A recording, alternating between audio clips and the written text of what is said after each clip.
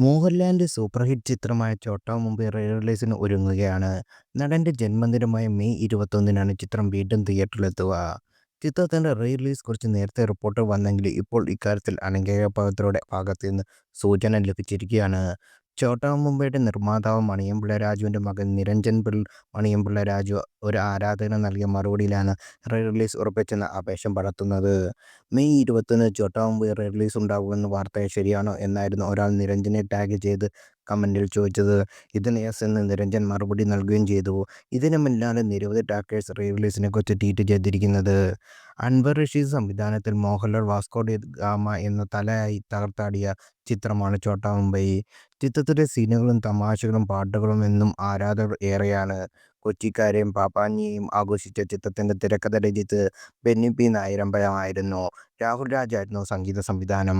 മോഹൻലാലിന് മാത്രമല്ല ചിത്രത്തിലെ ഒട്ടുമിക്ക കഥാപാത്രങ്ങളെയും പ്രേക്ഷക മനസ്സിൽ ഇടം പിടിച്ചു.